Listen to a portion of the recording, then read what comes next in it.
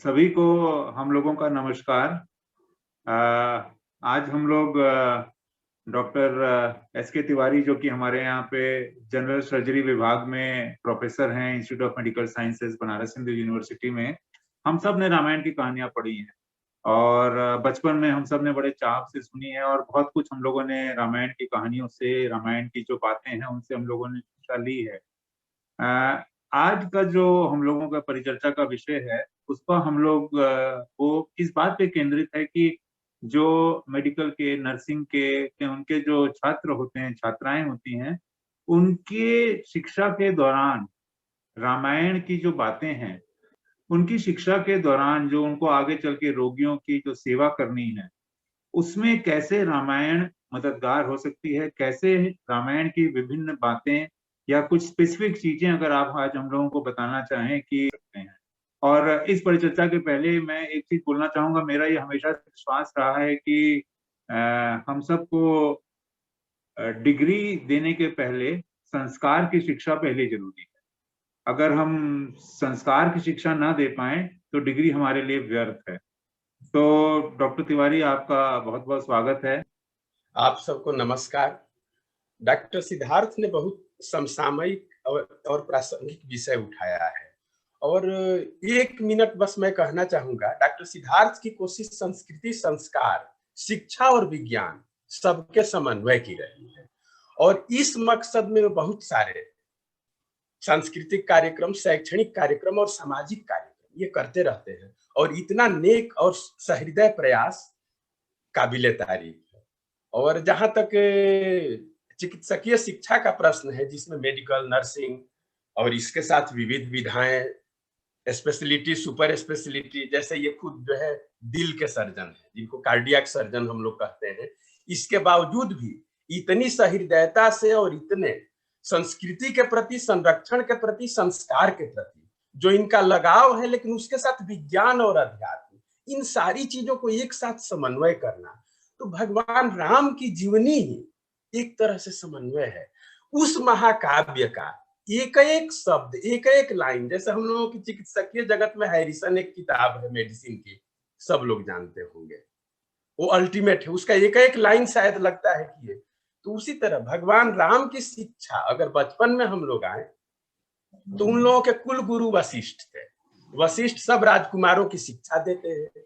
तो शुरुआत में क्या देते हैं? शुरुआत में जैसे प्राथमिक शिक्षा हमारी होती है, जड़, अच्छे संस्कार की जड़, अनुशासन की जड़ और स्वाध्याय की जड़ और शारीरिक रूप से मजबूती और मानसिक रूप से मजबूती, इन सारी चीजों का एक तरह से विकास करना, और वो सारी चीजें बचपन में हो जाती। गुरुगृह गए पढ़न रघुराई, अल्पकाल विद्या सब पाई। बहुत कम समय में भगवान राम और उनके भाई सारी चीजें ग्रहण करते। और वहां देखिए सामाजिक समरसता इस तरह की थी कि उनके साथ इनके परम मित्र निषाद है, वे साथ में शिक्षा ग्रहण करते हैं, जिनमें वनवास के समय मुलाकात होती है। और भगवान राम की जीवनी एक ऐसा समन्वय और शारीरिक विकास, आध्यात्मिक विकास, अनुशासन और जीवनी ही पूरा प्रत्याहार है। एक एक चीज अनुकरणीय, प्राथमिक नींव एक तरह से कहा जाए, जिसमें अनुशासन है, नियम है, समय से सारी चीजें करना। प्रातः काल उठ के रघुनाथा, माता पिता गुरु नावहि माता।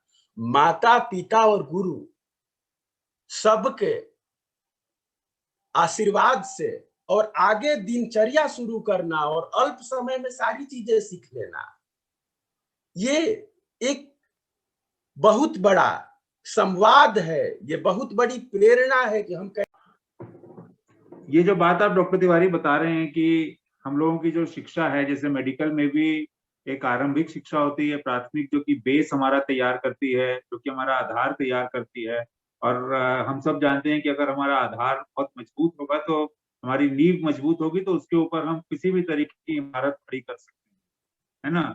तो ऐसे ही भगवान श्री राम की जिंदगी में भी शिक्षा का जो जो शिक्षा की जो पद्धति रही होगी, या जो शिक्षा का जो अलग अलग चरण रहे होंगे, वो भी इसी तरह चले होंगे। तो इस पे आप कुछ बताएं कि किन बातों पे भगवान राम की प्रारंभिक शिक्षा पे ध्यान रखा गया और उनके गुरु लोगों ने, उनके गुरुजनों ने, उनके माता पिता ने किन बातों पे उनकी आगे की शिक्षा का ध्यान रखा, और वो हमारे मेडिकल शिक्षा से कैसे समानांतर रूप में उसको हम कैसे मेडिकल शिक्षा में उतार सकते हैं। बिल्कुल, आपने सही प्रश्न उठाया है मेडिकल चिकित्सा शिक्षा के संदर्भ में। तो प्राथमिक शिक्षा का मतलब अनुशासन और गुणों का सुविकास करना, जैसे संयम हो गया, जैसे एक छोटी सी चीज है नींद पर विजय, भूख पर विजय, प्यास पर विजय, ये चीजें शुरू में विकसित की जाती है। समय से काम करना, अनुशासन और गुरुजनों का आदर। जैसे शिक्षक कह रहे हैं तो उनकी बात को सुनना, सुनकर उसको मनन करना, मनन करके उसको आगे क्या इसका उपयोग होगा। तो ये व्यवस्थित जीवन पद्धति, नियमित और अनुशासित, और साथ में गुरुजनों के प्रति आदर की भावना, हर एक काम समय से करने की आदत। जैसे सुबह 4 बजे जगना है, अगर 9 बजे विद्यार्थी जगेंगे, ये बहाना और तर्क नहीं चलेगा कि हम 4 बजे तक पढ़े। विशेष परिस्थितियों में अलग चीज है, विशेष परिस्थितियों में भगवान राम भी दिन रात काम करते हैं, लेकिन एक नियमित दिनचर्या जो होती है जिसमें अनुशासन और गुरुजनों का आदर, ये 2 चीजें, लेकिन साथ में शारीरिक, मानसिक, आध्यात्मिक ये विकास और मजबूती बहुत जरूरी है। हम बीमार हैं, कितनों अच्छे डॉक्टर बन जाएं, किसी काम के नहीं शायद। तो इसलिए वहां भी भगवान राम भी अपना शारीरिक, मानसिक सारी मजबूती, इतने लोगों के साथ लड़ाई, मुकाबला, शायद उस समय वही चीज था। जैसे हम लोगों के लिए मेडिसिन है, सर्जरी है, उनकी विधा यही थी कि जो लोग गलत कर रहे हैं उनको दंड देना, लेकिन उनमें सहृदयता और सारे गुण, अनुशासन, नियम, संयम, सारी चीजें हैं। आप देखते हैं कि गिद्धराज जटायु जो है, उनको अपने हाथ पर लेकर और उनका अंतिम संस्कार करते हैं। मैंने जीव जंतु, पेड़ पौधे, पत्नी सीता का अपहरण होता है तो हर एक पत्ते से, पशु से, पक्षी से, जड़ से, चेतन से माँ सीता का पता पूछते हैं। उनके हृदय की जो कोमलता है वो दर्शाता है कि कितने बिल्कुल। तो सहृदय थे, कितना कोमल था, मतलब सेंसिटिव कितने थे। तो हाँ, आज आज आज ये जब बात आप बोल रहे हैं तो मुझे ऐसा लग रहा है कि जो एक चिकित्सा विज्ञान में सेंसिटिवनेस की जरूरी है, जो हमारा मतलब अगर हम सेंसिटिव नहीं होंगे तो हम कभी भी अच्छे चिकित्सक बन ही नहीं सकते हैं। बिल्कुल। तो ये जो बात आप बोल रहे हैं, वाकई में मुझे वो प्रसंग याद आता है जब भगवान राम सीता के अपहरण के बाद में उनको ढूंढने के लिए एकदम पागलों की तरह, बदहवास की तरह वन में भटकते भटकते जो भी मिलता था उससे एक ही सवाल पूछते थे। तो ये दिखाता है कि मतलब उनके मन में एक जो सेंसिटिविटी वाली जो फैक्टर है वो, दूसरी तरफ वो न जाने कितने युद्ध लड़े और कितने लोगों का उन्होंने अंत किया, कितने दुराचारियों को उन्होंने खत्म किया। तो उनमें क्रोध भी था, संयमित क्रोध था, उनमें नष्ट करने की शक्ति भी थी, और उसी तरफ उसमें उनमें संरचना करने की, पालन करने की, सेंसिटिवनेस की, ये सारी भी शक्तियां थी। तो ये जो आप बोल रहे हैं कि बचपन में जो शिक्षा होती है उसमें सभी तरह का जो सर्वांगीण विकास जिसको बोलते हैं, तो वो हमें शायद रामायण से एक बहुत बड़ी सीख मिलती है कि कैसे एक सर्वांगीण विकास एक बच्चे का उसके प्रारंभिक शिक्षा के दौरान होना चाहिए। बिल्कुल। जब बचपन में उनको शिक्षा गुरु वशिष्ठ देते हैं तो ये अपने छोटे भाइयों से खेल में बीच बीच में हार जाते हैं कि उनका मनोबल न गिरे। मैंने इतनी बड़ी सोच शुरू से ही, क्योंकि ऐसे तो बहुत अच्छा, आगे हार थे, जाते थे। लेकिन हारते थे जानबूझकर कि भाइयों का मनोबल रहे, और ये गुण उनका कायम रहता है।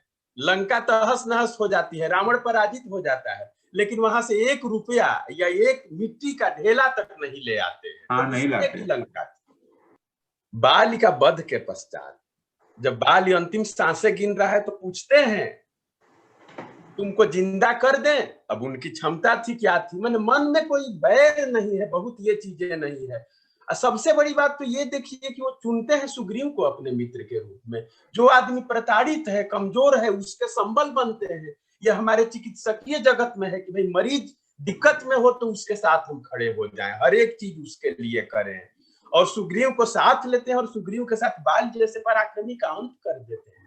और शुरू से ही उनका जिंदगी ही हुआ कि गांव को नगर से जोड़े, शहर को जंगल से जोड़े, नदी को जोड़े, समुद्र को जोड़े, और जोड़ते ही रह गए। चाहे समाज को जोड़े, संस्कृति को जोड़े, राष्ट्र को जोड़े। और कहीं इसमें भी तीर्ण मात्र का लालच नहीं था, संयम नहीं था, क्रोध भी जब जरूरत होती है तब। तो इन सारे गुणों का सुविकास बचपन में ही प्राथमिक शिक्षा में कर दिया जाता है कुल गुरु वशिष्ठ के द्वारा। और ये चारों भाई, चाहे लक्ष्मण का चरित्र हो, चाहे भरत का चरित्र हो, शत्रुघ्न का चरित्र हो, और खुद तो हम लोग परम भक्त हनुमान को देख सकते हैं, उनके गुरु सूर्य देव थे और उनका इतना टफ टास्क था कि सूर्योदय से पहले पहुंच जाना है और उनके साथ साथ पूरा दिन भर चल के उस तेज गति से शिक्षा ग्रहण करना है। तो ये चीजें हैं कि एक एक चीज मनन करने लायक है, चिंतन करने लायक है। लेकिन जब उच्च शिक्षा की बात आती है तो उनके माता पिता दशरथ जी खुद जो है चिंतित हो जाते हैं, शंकित हो जाते हैं कि पता नहीं उतने बड़े बड़े राक्षस से मेरा बेटा क्या स्थिति होगी, युद्ध लड़ पाएगा नहीं। तो हमारे चिकित्सकीय जगत में भी जैसे डॉक्टर सिद्धार्थ दिल के सर्जन है, इतनी बड़ी बड़ी सर्जरी, इतनी मुश्किल सर्जरी जैसे बच्चों में है, तो ये बहुत कठिन परिस्थितियां आएंगी। लेकिन उसके अनुरूप ढालने के लिए अगर बचपन में गुणों का सुविकास नहीं किया गया तो शायद ये चीजें बेमानी हो जाती है। क्योंकि वशिष्ठ उसी पर फाउंडेशन देते हैं कि आगे चलकर कोई भी इनके जीवन में कितनी भी बड़ी मुसीबत आए, ये लोग हंसते हंसते थे। और पूरे रामायण में एक आदर्श स्थापित करना, राजा कैसा होना चाहिए, भाई कैसा होना चाहिए, पुत्र कैसा होना चाहिए, पति कैसा होना चाहिए, मित्र कैसा होना चाहिए। कहते हैं जे न मित्र दुख होहि दुखारी, तिनहि बिलोकत पातक भारी। जो अपने मित्र के दुख से नहीं दुखी हो, उसको देखने से भी पाप लगता है। निज दुख गिरिसम रज करि जाना, मित्र का दुख रज मेरु समाना। अरे अपने पहाड़ जैसे दुख को भी धूल की तरह समझिए और मित्र के छोटे से दुख को भी पहाड़। ये संवेदना और मित्र के साथ लगाव दर्शाता है कि केवल मित्र कहने से नहीं होता है, पिता कहने से नहीं होता है, पुत्र कहने से नहीं होता है। और किसी भी परिस्थिति में बिल्कुल अचल रहना, डटे रहना, संवेदनाएं हैं लेकिन मजबूती साथ में है, संयम है, नियम है, अनुशासन है, क्रोध है, शक्ति है, सब चीजों का समाहार है राम की जिंदगी में। और उनका तो देखते हैं कि दशरथ का अंत हो जाता है प्राण प्रिया कैकेयी के हाथ। खुद देखिए रामायण के अंत में माता सीता पृथ्वी में समा पाती है। जिंदगी भर राम जो जोड़ते रहे, सही चीजें करते रहे, सत्कर्म करते रहे और आखिरकार अपनी प्रिया से वियोग होता है। क्यों? ये कर्तव्य पथ पर होता है, इसमें कोई समझने की जरूरत नहीं है बहुत ही क्यों हुआ, कैसे हुआ, इनको सुख क्यों नहीं हुआ। सुख उनका उद्देश्य नहीं था, उनका उद्देश्य कर्म पथ पर चलना और रास्ता दिखाना। तो ये शिक्षा उनकी बचपन में जो शिक्षा जो होती है, प्राथमिक शिक्षा और उच्च शिक्षा, दोनों का ही अत्यंत महत्व है। लेकिन हमारे समझ में जैसे हम लोग चिकित्सकीय जगत में हैं तो एमबीबीएस एडुकेशन जो है या जो बीएससी नर्सिंग है या बीएएमएस है, ये मूलभूत शिक्षा है। इसमें सारे गुणों का सुविकास और शिक्षा जो है, जो होलिस्टिक अप्रोच जो कहा जाता है, जैसे पहले था कि ब्लड प्रेशर है, ठीक है ब्लड प्रेशर की दवा कम कर दो, लेकिन अब है कि नहीं भाई ब्लड प्रेशर है तो पता नहीं वो धमनी जो है उसमें जो है चर्बी जमा हो रही है, उनका भी देखो, आगे रुकावट है ब्रेन की नसों में, उनको भी देखो, अच्छा हाथ पैर में भी दिक्कत हो रही है, इनको भी देखो, अरे कहीं ब्लड शुगर तो नहीं है, ये भी देखो। तो होलिस्टिक अप्रोच ऑफ डिजीज जो है, परफेक्ट बैलेंस, पूरी तरह समन्वय, शारीरिक, मानसिक, आध्यात्मिक, वही आदमी होता है। केवल ब्लड प्रेशर नॉर्मल रहना, वजन नॉर्मल रहना, ब्लड शुगर नॉर्मल नहीं, आदमी मशीन नहीं है। तो ये चीजें, ये संवेदनाएं और साथ में मजबूती, दोनों का विकास जरूरी है। तो ये शिक्षा में सब चीज सम्मिलित होना चाहिए। केवल पढ़ा देने से कि ये जो है कालाजार का ये लक्षण है, ये है, नहीं, मरीज के साथ महसूस करना और उसके कष्टों को दूर करना। भगवान राम खुद हर एक जगह देखिए सुग्रीव की स्थिति देखकर एकदम बिल्कुल व्याकुल हो जाते हैं, कहते हैं कि बाली को एक बाण में मार देंगे, विभीषण को राज तिलक कर देते हैं, समुद्र के इस पार ही, अभी पहुंचे नहीं है, बोलते हैं कि अब आपको राज्य। एक मित्र को सोचिए, हाइपोथेटिकल चीजें हैं, कल्पना है, लेकिन कितना उस आदमी के मन में मजबूत समर्पण है और अपने लक्ष्य के प्रति एकाग्र चित्ता है। तो ये सब विद्यार्थी में गुणों का सुविकास होना चाहिए। समय से काम करना, अनुशासन में रहना, गुरुजनों की बात मानना और काम अपने समय से करना। विद्या विनय निपुण गुणशीला, खेल ही खेल सकल नृपलीला। विद्या पढ़ाई भी है, विनय भी है, और साथ में जो है वो शील, बहुत ही जो है नम्र, पोलाइट जिसे कहते हैं, ये सारे गुणों को लेकर भगवान राम चलते हैं। ऐसे नहीं है, जादू नहीं कोई हो जाता है। जैसे आज अगर कोई सबसे मजबूत है, सबसे ज्यादा पढ़ा हुआ है या सबसे ज्यादा अमीर है, तो शायद वर्षों की मेहनत किया है। एक लाइन में हम ये नहीं कह सकते हैं कि ये लूट लिए हैं या मेरा छीन लिए हैं या मेरी शक्ति से बन गए हैं। तो भगवान राम इतने वर्षों तक काम करते हैं, 14 वर्ष जंगल में रहे हैं, हमेशा कुछ काम करते रहे हैं। तो इसके पीछे ये सारा जो भूमिका जो तैयार हो रही है, प्राथमिक शिक्षा, उच्च शिक्षा की, या आगे की तैयारी थी जंगल में जाने की, तो वशिष्ठ कुछ काम करते हैं, आगे का काम विश्वामित्र करते हैं। उसी तरह हम लोग एमबीबीएस करते हैं, एमएस करते हैं, डीएम एमसीएच करते हैं। ये शैक्षणिक सीढ़ियां हैं अलग अलग गुणों को सुविकसित करने की।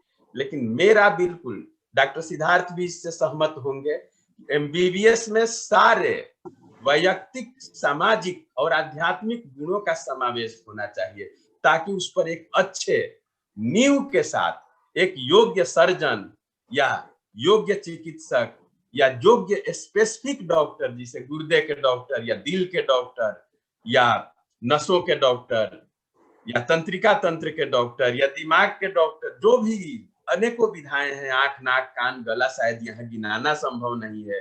लेकिन मोटा मोटी ये है कि एमबीबीएस में बहुत ही अच्छे तरह से इन गुणों के प्रति विद्यार्थियों से भी और शिक्षकों से एक बहुत उच्च मर्यादा स्थापित करने की, और कहीं ना कहीं ये गैर, ये जो दूरी जो बन गई है, इसको पाटने की अत्यंत आवश्यकता है। और ये भारत के संदर्भ में नहीं, वैश्विक संदर्भ में है। अगर अनुशासन नहीं होगा, हम चीजें पढ़े नहीं रहेंगे तो मरीज को क्या देंगे।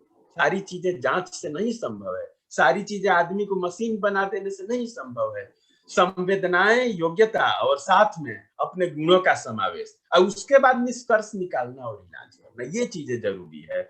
और जहां तक चिकित्सा जगत का प्रश्न है, चाहे डॉक्टर हो, चाहे सहायक कर्मचारी हो, चाहे वार्ड बॉय हो, चाहे नर्स हो, चाहे ओटी असिस्टेंट हो, चाहे लैब टेक्नीशियन हो, हर एक आदमी के लिए समय का कोई मतलब नहीं होता है।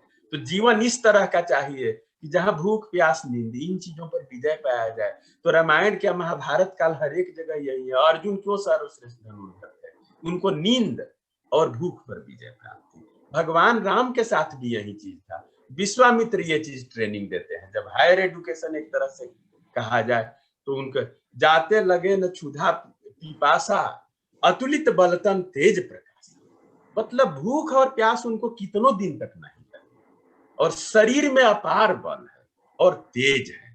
तेज मतलब कॉन्फिडेंस, कोई भी काम करने की क्षमता, ये काम हम कर लेंगे। शारीरिक भी बल, मानसिक बल, आध्यात्मिक बल, तो इन गुणों का सुविकास तो अपने आप में रामायण की एक एक माला जो है, मोती एक एक पिरोई गई है। उसमें एक लाइन में हम लोग कहते हैं, बहुत 2-3 शब्द में, सुंदरे किम न सुंदरम। वो पूरी चीज सुंदर है, उसमें क्या नहीं सुंदर है, बस दृष्टिकोण होना चाहिए। ऐसे में हम नहीं, लोग, मेरे को आपसे बात करके जो एक चीज वाकई में लग रही है कि हम सबको मेडिकल के क्षेत्र में हम सब आजीवन छात्र और छात्राएं ही रहते हैं। सीखने का सिलसिला अनवरत जारी रहता है। और कभी कभी मैं सोचता हूँ तो वाकई में मुझे लगता है कि हमारी जो मेडिकल की एजुकेशन है, उसमें शायद चरित्र निर्माण पे बिल्कुल फोकस शायद नहीं रहता। हम लोग जो बचपन में जो हमारा चरित्र का जो संस्कार जो हमें घर से मिलते हैं, उसके बाद जब हम लोग मेडिकल के क्षेत्र में जाते हैं तो कभी कभी हम लोगों को कुछ बहुत अच्छे डॉक्टर्स और अच्छे गुरुजन लोग देखने मिलते हैं, अच्छे सीनियर्स मिलते हैं, जिनकी अच्छी बातें हम लोग सीखते हैं। लेकिन जो एक पाठ्यक्रम की जब बात करें कि पाठ्यक्रम में चरित्र निर्माण के लिए हमारे पास मेडिकल के क्षेत्र में क्या कोई अलग से सब्जेक्ट है, या अगर सब्जेक्ट नहीं हो तो क्या कोई ऐसी चीज है, क्या हम लोग ऐसे कोई प्रयास करते हैं जिससे कि छात्र छात्राओं के चरित्र निर्माण पर भी ध्यान दिया जाए, जो अभी हम लोग बात कर रहे हैं। माने सिर्फ राम का ही चरित्र नहीं, हमारे दुनिया में ऐसे बहुत सारे एग्जाम्पल्स हैं, राम उनमें से एक हैं। ऐसे अनगिनत एग्जाम्पल्स हैं, अनगिनत चरित्र हैं जिनके कि हम लोग बहुत सारी शिक्षाएं ले सकते हैं, जो कि मरीज को होलिस्टिक रूप में ठीक करने में काम आती है। पर मुझे लगता है कि हम लोग अपने मेडिकल के क्षेत्र में चरित्र निर्माण के लिए शायद प्रयास काफी कम करते हैं, और उसका दुष्परिणाम आज हम लोगों को सबको देखने मिलता है। आज जो मेडिकल साइंस और चिकित्सा में जो कई तरह की जो खराबियां आ गई हैं, जो जिसकी वजह से ये इतना बदनाम भी होता है कई समय में, तो ये उसी का नतीजा है। क्योंकि कहीं ना कहीं जो आप बात कर रहे थे ना, बेसिक फाउंडेशन, जो चरित्र निर्माण की जो बात हो रही थी, उससे हम लोग हट गए या उसको हम लोग भूल गए। तो रामायण चूंकि हम सब के बचपन का एक अटूट अंग रहा है, एक अटूट हिस्सा रही है इसकी कहानियां, हम सब ज्यादातर हम लोग इन कहानियों को सुनते ही बड़े हुए हैं। कृष्ण को आप ले लीजिए, कृष्ण का पूरा चरित्र कर्म को लेकर के है कि बिना फल की इच्छा के आप अपना कर्म किए जाओ। कृष्ण ने आजीवन अपने कर्म को, हर तरीके के जिस भी रूप में वो रहे हैं, उन्होंने अपने कर्म को निभाया है।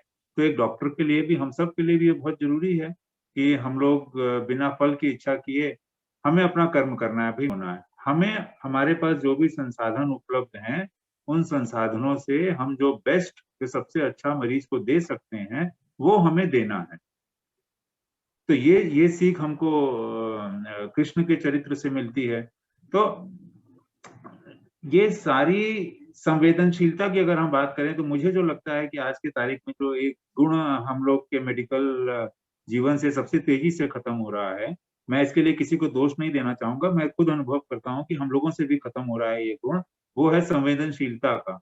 हम लोग अब धीमे धीमे, हम लोगों की सेंसिटिविटी खत्म होती जा रही, खत्म होती जा रही। लेकिन यही जब मैं रामायण की भी बात आपसे पूछ रहा था और आप प्रसंग सुना रहे थे वनवास का, कि मैंने इतने कठोर वनवास के बावजूद भी राम की सेंसिटिवनेस नहीं खत्म हुई, है ना। मैंने हाँ, बिल्कुल इतना सही कठोर आपने कहा। वनवास उनको मिला, तो ना तो उनके मन में कैकई के लिए गुस्सा आया, ना तो उनके मन में भरत के लिए, ना किसी और के लिए। हाँ बिल्कुल, हम लोग तो ज़रा-सा पैदल चलते हैं गर्मी में तो गुस्सा हो जाते हैं कि पता नहीं क्यों पैदल चलना पड़ रहा है। हाँ ये हाँ, सीखने सही की बात है। ज़रूरत है भगवान राम से, कि हाँ हम में भाई, सब गुण होने चाहिए। सर्वगुण। और तभी तो आज वो इतने सदियों बाद भी, इतने दशकों माने कितने युगों युगों युगों तक आज भी वो आराध्य हैं। तो आराध्य हैं, तो माने ये गुण का, अगर मुझे लगता है कि अगर इसका 1% भी हम लोग अपनी जिंदगी में उतार लें, तो शायद बहुत बड़ा काम होगा। माने ये, मुझे मेडिकल क्षेत्र के लिए जो सबसे एक संयम, अनुशासन, अपने को स्वस्थ रखना, बड़ों की बातें मानना, इज्जत करना, आदर करना, सारे रिश्तों को बराबर निभाना, सबको इज्जत देना, समान भाव से देखना, ये तो सारी चीजें रामायण में है ही है। लेकिन मुझे जो सबसे ज्यादा चीज एक लगती है, वो वाकई में राम की जो सेंसिटिवनेस, जो उनके माने वनवास होने के बाद भी जिस तरीके से उन्होंने अपने सारे रिश्तों से वही प्यार बनाए रखा, और जिसको भी छुआ, जिससे भी मिले, खूब प्यार से मिले। तो ये एक बहुत बड़ी चीज है। हम लोग के मेडिकल क्षेत्र में भी देखिए आप, हम लोग बहुत बार बहुत कठिन समय से गुजरते हैं, बहुत कठिनाइयां आती हैं अस्पताल के समय, मतलब अस्पताल में काम करने में, लंबी सर्जरीज में, गंभीर रूप के मरीजों के साथ उनका इलाज करने में। तो ये सब बहुत स्ट्रेस वाला वक्त होता है एक डॉक्टर के लिए भी। तो हमको ये सीखना चाहिए कि स्ट्रेस वाले वक्त में भी, जैसे भगवान राम ने अपना संयम नहीं खोया था और अपना कर्म करते चले थे, वही चीज शायद हम लोगों को भी उनसे एक सीख लेनी चाहिए, उनके जीवन को इस याद करना चाहिए। हाँ, तो डॉक्टर तिवारी, यदि अब इसको हम लोग परिचर्चा को अब समाप्त करें, तो मैं आपसे ये रिक्वेस्ट करूंगा कि हमारे जो हेल्थ केयर जो प्रोफेशन में, मेडिकल, नर्सिंग, आयुर्वेद, डेंटल, इन सब में जो छात्र छात्राएं हैं उनके लिए आप एक क्या एक इसको कह लें एक गुरु मंत्र आप देना चाहेंगे कि किस चीज को वो अपने जिंदगी में अच्छे से उतारें ताकि वो भविष्य में एक खुश डॉक्टर या नर्स बने, क्योंकि जब वो खुद खुश डॉक्टर या नर्स बनेंगे तो वो भी खुशियां बांट पाएंगे। तो क्या उन्हें अपने छात्र जीवन में ध्यान रखना चाहिए, यदि मैं कहूँ कि ऐसे आप कोई 4-5 गुण बताइए। बिल्कुल आपने सही कहा। अनुशासित जीवन, समय से सारे काम करना, शिक्षक या गुरुजनों की बात को मानना और चारित्रिक विकास।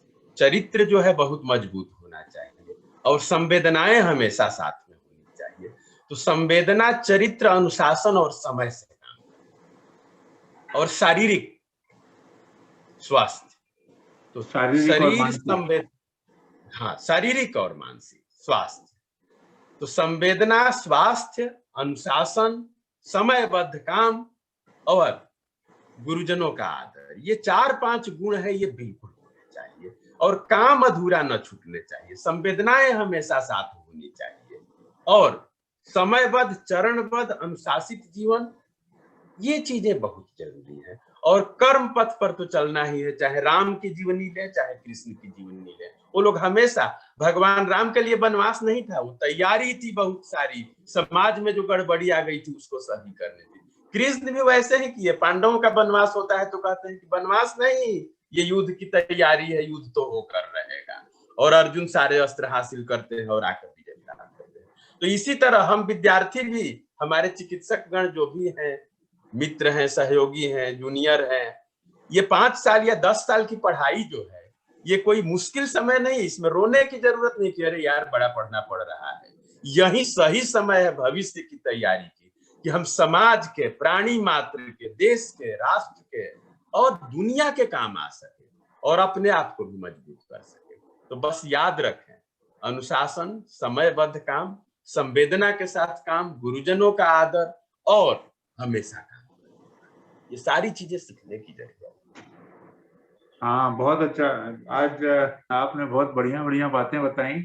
मुझे यही लग रहा है कि जो मेडिकल के छात्र हैं और हम लोग भी कई बार इस बात को लेकर के बड़े दुखी रहते थे और रोते रहते थे कि देखो हमारा वो सहपाठी, हमारा स्कूल का वो मित्र तो अब कमाने भी लगा और अब मजा भी कर रहा है और हम लोग अभी भी पढ़ रहे हैं, एग्जाम दे रहे हैं।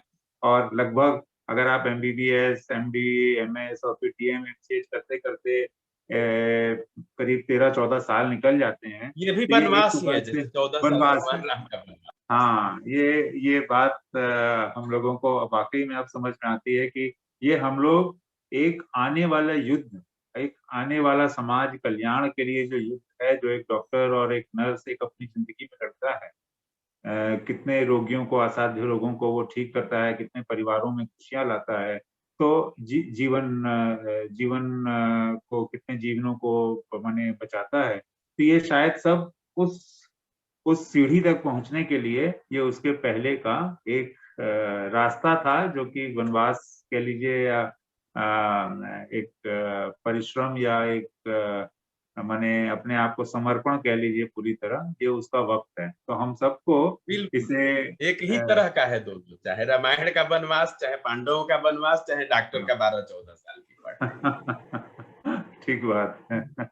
ठीक है, तो हमें लगता है कि इस परिचर्चा से, तो वही मैं कहना चाहूंगा कि हम लोग कई बार, कभी कभी जो हमारे ग्रंथ हैं, जो हमारे पुराने चरित्र हैं, कई बार हम लोग इनको धार्मिक समझ के ही छोड़ देते हैं। मुझे लगता है कि ये सिर्फ पूजा स्थान तक सीमित ग्रंथ नहीं है। इन्हें सिर्फ ऐसा नहीं कि सुबह शाम की पूजा मूर्ति लगा करके पूजा तक करनी है। इनकी बातों को यदि हम ध्यान से देखें, इनकी जीवनियों को हम ध्यान से देखें, तो ये धर्म से परे जीवनियां, प्यार, संवेदनशीलता, आदर, कर्म करना अपने, ये सब किसी एक धर्म विशेष की बातें नहीं है। ये ये ये बातें वो हैं जो कि धर्म माने मानव धर्म है, जो कि जीव धर्म है। इसे हमें कोई एक माने, ये हमको लगता है कि ये सभी के लिए है, इसको सभी को इससे बिल्कुल। शिक्षा प्राप्त करनी चाहिए, सभी को इससे ज्ञान लेना चाहिए और ये सबके लिए है। तो मेरा डॉक्टर तिवारी आपको बहुत बहुत धन्यवाद। और मैं छात्र और छात्राओं से ये अनुरोध करूंगा कि हमारे जो पुराने इतने अच्छे अच्छे ग्रंथ हैं, जो पुरानी बातें हैं, उनसे हम लोग अच्छी अच्छी सीख लें, अपने जीवन को खुश बनाएं और खुशियां और लोगों में भी बांटें, स्वस्थ रहें और सबको स्वस्थ जीवन प्रदान करें। इसके साथ ही धन्यवाद। नमस्कार। नमस्ते।